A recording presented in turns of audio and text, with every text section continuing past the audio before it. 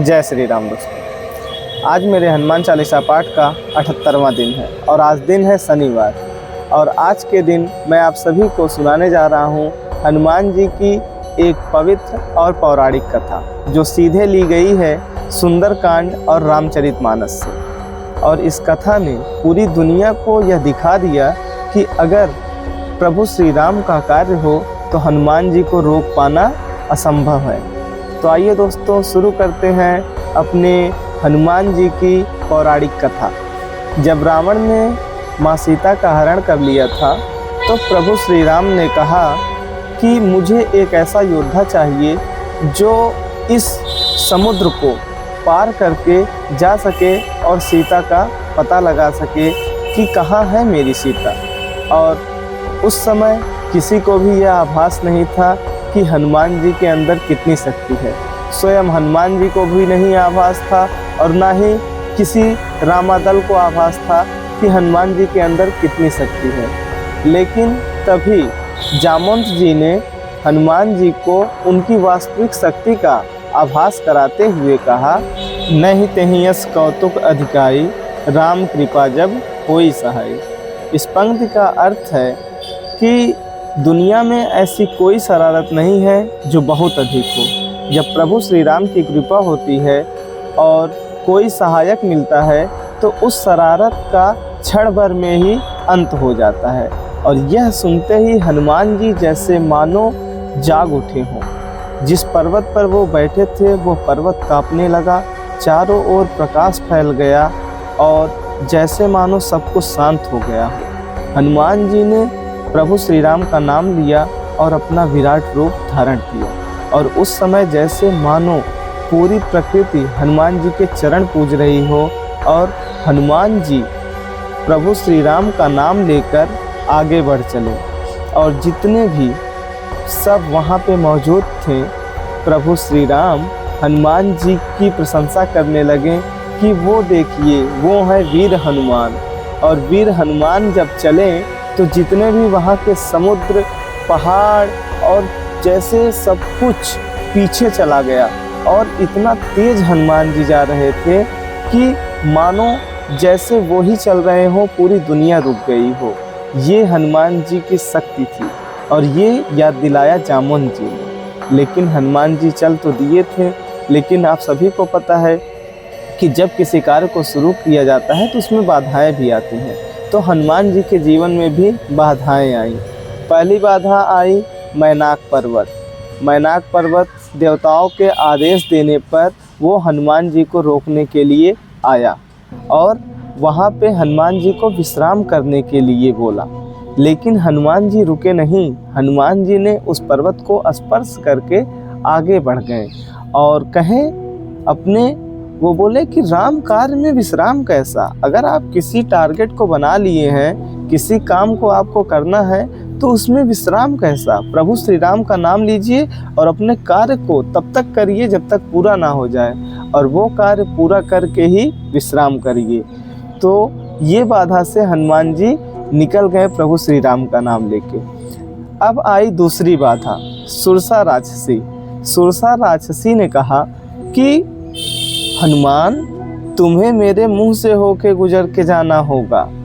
अब प्रभु का नाम लेकर हनुमान जी ने एक विराट रूप धारण किया और सुरसा जो थी उसने भी अपना विराट रूप धारण किया। अब हनुमान जी ने कहा कि ओह, अब तो लग रहा है कि मुझे इसके मुंह के अंदर से जाना ही होगा। तो हनुमान जी ने अपना सूक्ष्म रूप, छोटा सा रूप धारण किया और सुरसा के मुख में गए।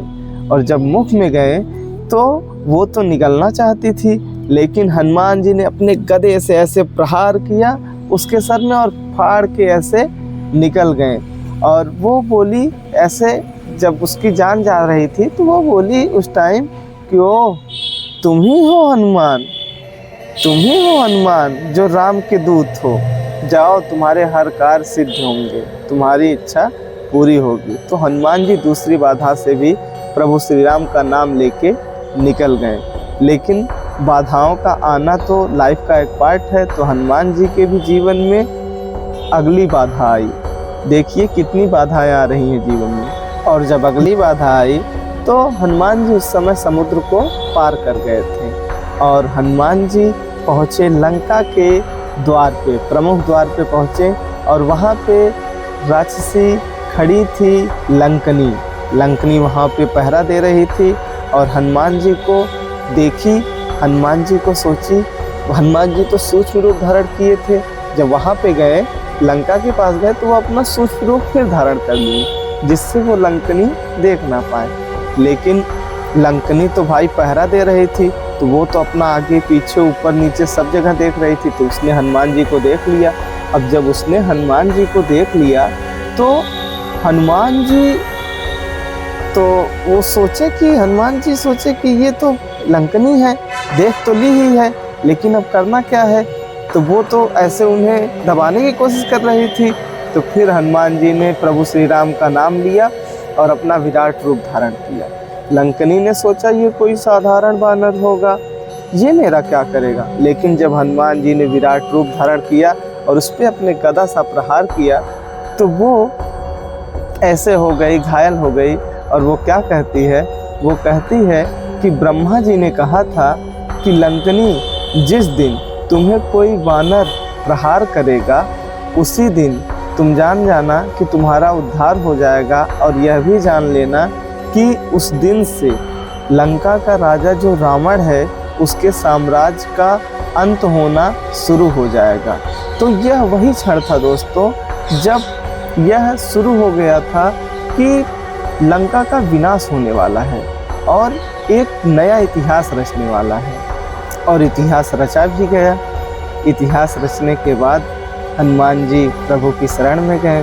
तो आप सभी को पता है ये कहानी को मैं इतना ही विश्राम दूंगा।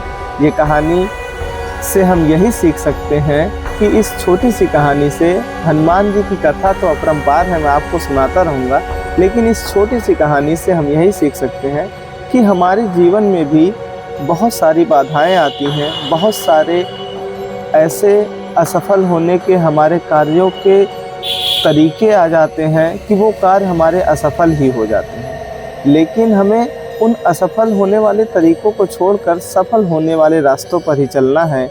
और अगर हम प्रभु श्री राम का नाम लेके किसी कार्य को करने के लिए शुरुआत करते हैं तो हनुमान जी हम सभी का ज़रूर साथ देते हैं दोस्तों। अगर आप सभी भी प्रभु श्री राम का नाम लेके अपने कार्यों की शुरुआत करेंगे तो हनुमान जी अदृश्य रूप से हम सभी के साथ चलेंगे।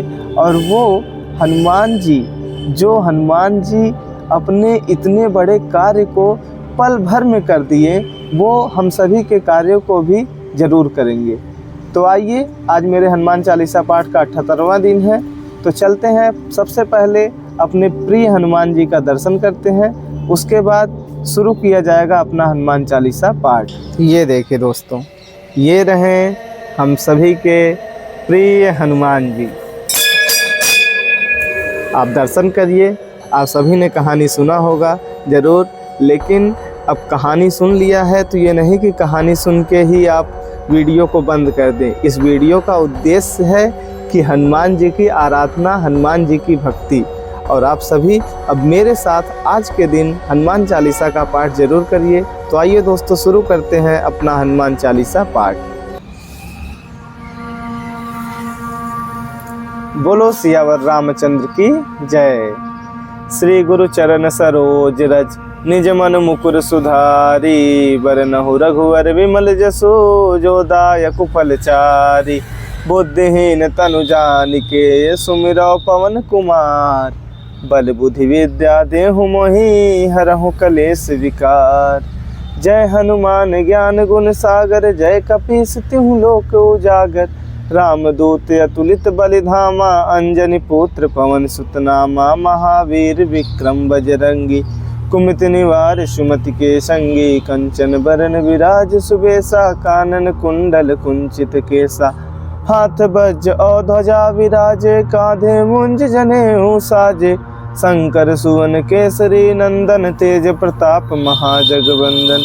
विद्यावान गुणी अति चातुर, राम काज करिबे को आतुर। प्रभु चरित सुनिबे को रसिया, राम लखन सीता मन बसिया। सूक्ष्म रूप धरि सियहि दिखावा, विकट रूप धरि लंक जरावा, भीम रूप धरि असुर संहारे, रामचंद्र के काज सवारे, लाय सजीवन लखन जियाए, श्री रघुवीर हरषि उर लाए, रघुपति कीन्ही बहुत बड़ाई, तुम मम प्रिय भरतहि संभाई, सहस बदन तुम जस गावे, अस कहीं श्रीपति कंठ लगावे, सनकादिक ब्रह्मादि मुनीषा, नारद सारद सहित अहिंसा, जम कुबेर दिक्पाल जहाते, कवि कोविद कह सके कहाते, तुम उपकार सुग्रीव कीन्हा, राम मिलाय राजपद दीन्हा, तुमरो मंत्र विभीषण माना, लंकेश्वर भय सब जग जाना, जुग सहस्त्र जोजन पर भानु, लीलहु ताहि मधुर फल जानू,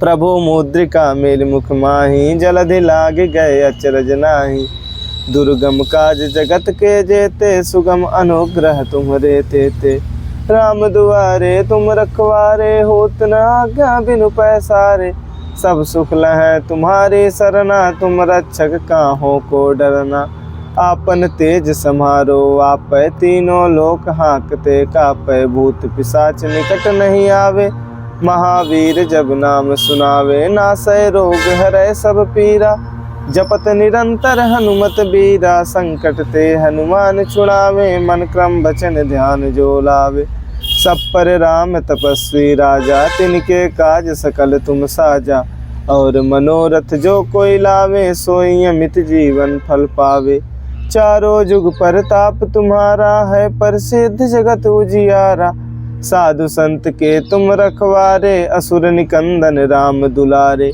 अष्ट सिद्ध नवनिधि के दाता, असवर दीन जानकी माता, राम रसायन तुम्हारे पासा, सदा रहो रघुपति के दासा, तुम्हारे भजन राम को पावे, जन्म जन्म के दुख बिसरावे, अंत काल रघुवरपुर जाहि, जहाँ जन्म हरि भक्त कहाई, और देवता चित्त न धरई, हनुमत से ही सर्व सुख करई, संकट कटै मिटै सब पीरा, जो सुमिरै हनुमत बलबीरा, जय जय जय हनुमान गोसाई, कृपा करहु गुरुदेव के नाही, जो सत बार पाठ कर कोई, छूटहि बंदी महासुख होई, जो यह पढ़े हनुमान चालीसा, होय सिद्ध साखी गौरीसा, तुलसीदास सदा हरिचेरा, की जय नाथ हृदय महडेरा, पवन तनय संकट हरन, मंगल मूर्ति रूप, राम लखन सीता सहित, हृदय बसहु सुरभूप। बोलो बजरंगबली की जय हो। हमारा हनुमान चालीसा का पाठ पूरा हो गया है और आइए अब आप सभी को इस पीपल के पेड़ के नीचे विराजमान भोलेनाथ का भी दर्शन कराते हैं। ये देखिए यहाँ पे भोलेनाथ विराजमान है और यहाँ पे नंदी जी और यहाँ पे गणेश जी। तो आइए मंदिर की परिक्रमा करते हैं। तो आपने आज इस पौराणिक कथा जो आपको मैंने सुनाया और आपने उसके बाद अगर हनुमान चालीसा पाठ किया होगा तो आपको आज का जो दिन है आपका, जो आज 15 नवंबर 2025 का दिन है, आपको लग रहा होगा कि हाँ आज मेरा दिन हनुमान जी की भक्ति में थोड़ा समय मैंने दिया, लेकिन एक ऐसा एहसास मिला कि जो मैंने कभी नहीं किया था। अगर आप सभी कभी नहीं पाठ किए होंगे तो आज अगर पहले दिन किए होंगे तो एक अलग ही एहसास किए होंगे, और जो भक्त कई दिनों से जुड़े हैं उनसे तो पूछो ही मत, वो तो ऐसा एहसास कर रहे हैं जो शायद कोई नहीं कर रहा है। तो अगर आपको भी हनुमान जी की भक्ति का एहसास करना है और हनुमान जी का चमत्कार देखना है तो आप भी हर दिन मेरे साथ जुड़कर हनुमान चालीसा पाठ करिए और सुनिए हनुमान जी के चमत्कार और हनुमान जी की पौराणिक कथाओं को, और अपने जीवन में उन एहसासों को भी महसूस करिए। तो आज के लिए इतना ही दोस्तों, आज हमारा हनुमान चालीसा पाठ पूरा हुआ। मिलते हैं कल एक और हनुमान चालीसा पाठ में। तब तक के लिए जय श्री राम, हनुमान जी के पाए के रहा।